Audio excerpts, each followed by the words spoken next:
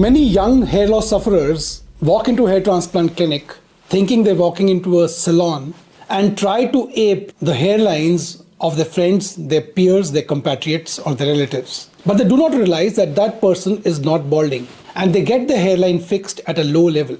Now in this video we're going to discuss low hairlines, particularly simian hairlines, what simian hairlines mean and how very low simian hairlines are not going to meet your long-term goals and objectives. The morphology of hairlines of the human differs from the primate ancestors.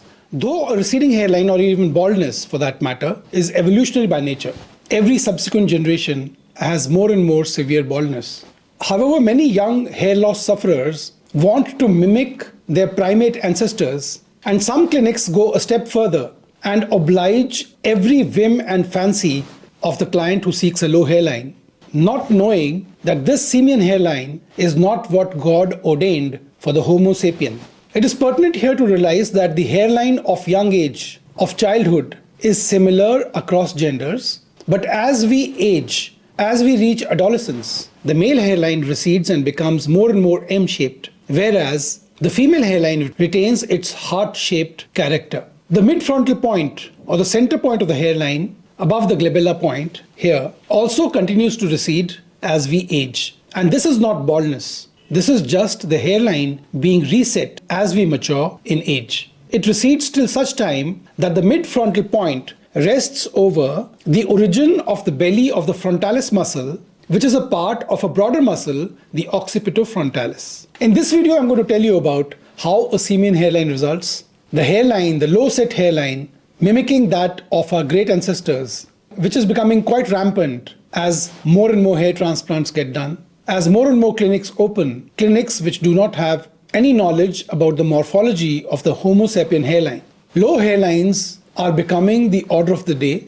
So in this video, I am going to shed some light on where your hairline should be situated, how to be better informed to prevent a result that cannot be undone. You may find it okay to mimic the hairline of your peers, your compatriots, but you need to know that this hairline becomes fixed.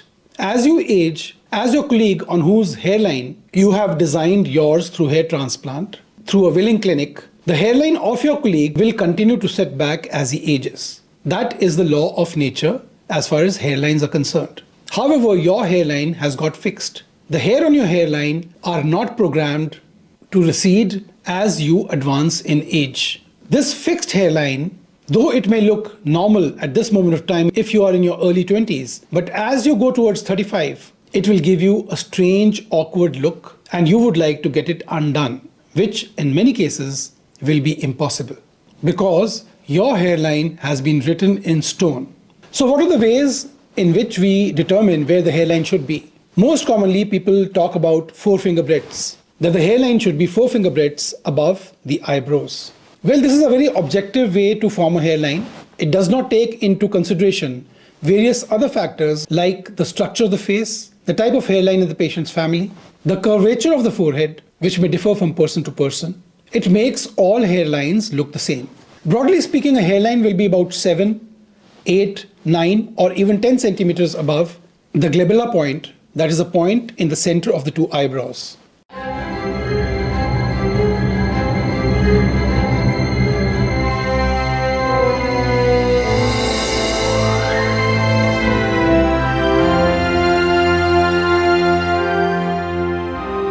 The exact point is determined by other factors which I'm going to discuss just now. Firstly, the rule of thirds is a good way to determine the exact location of the hairline. The mid-frontal point is located 1 centimeter above the point that is so arrived at. However, this has to be further confirmed by the rule of vectors, the horizontal vector and the vertical vector. The point where these two vectors bisect is where the MFP or the mid-frontal point of the hairline, the center point of the hairline should be located. But most importantly, and the basic point I want to drive home through this talk is the location of the hairline in the mid-frontal point as determined by the musculature of your forehead. The forehead is animated by a muscle called the occipitofrontalis. It has two active bellies the frontalis muscle, and the occipitalis belly, which is at the back of the head. But here we're going to talk about the frontalis muscle, the origin of the frontalis muscle, which determines the exact position of the male hairline in Homo sapiens. And this point is what makes the human hairline differ from that of simian hairlines or primate hairlines.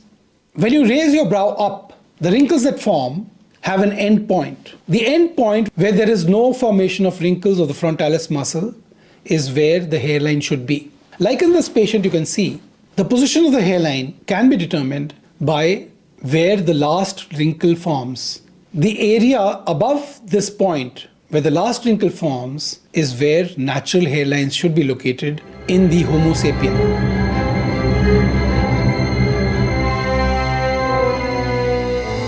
You will like to note here that when a monkey grimaces or when a monkey makes emotions, the hairline, the frontal hairline of a monkey always moves. This is not so in a normal hairline because a normal hairline of the human being is located not on the muscle but on the non-muscular belly portion of the occipitofrontalis muscle.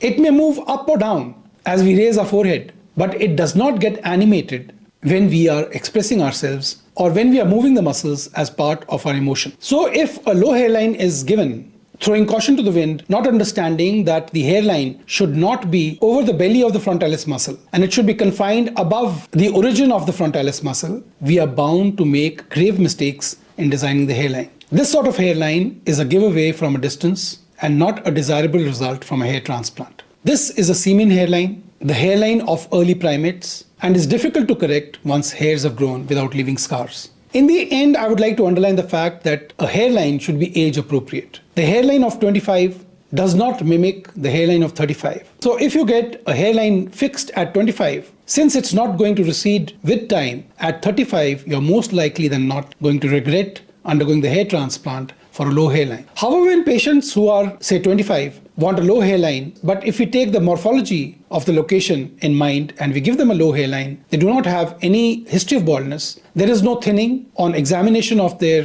donor area or the top of the head, we can give a low hairline provided it is not a primate hairline, it is not a simian hairline, it is a hairline which has taken into consideration the morphology of the hairline of the Homo sapien. You may have irrational goals and objectives. You may want a hairline of your most loved film star or soccer star, but you do not realize that that person whom you want to mimic, whose hairline you want to ape, may not be balding at all. And you walk into a clinic that will oblige each and every whim and fancy that you have and give you a simian hairline, which you cannot undo. So the purpose of this video was to make you better informed before you go for a hair transplant. How to shape your hairline. After all, when you walk into a hair transplant clinic, you're not walking into a salon. If you get a bad haircut, you can always undo it in a few weeks' time. However, when you get a bad hair transplant, it can never be undone without leaving scarring. So only get a hairline you will grow into as you age, not a hairline you will grow out of. Not a hairline you will repent you got many years back when you were not well informed. So this is $1 million advice. If you have any questions about this talk or anything about hair loss, male pattern baldness, hair loss treatment for men and women, hair transplant at my clinic in India, or any other question related to this broad topic, do let me know. Leave a comment in the comment section below and I'll get back to you at the soonest. Have a nice day. God bless you.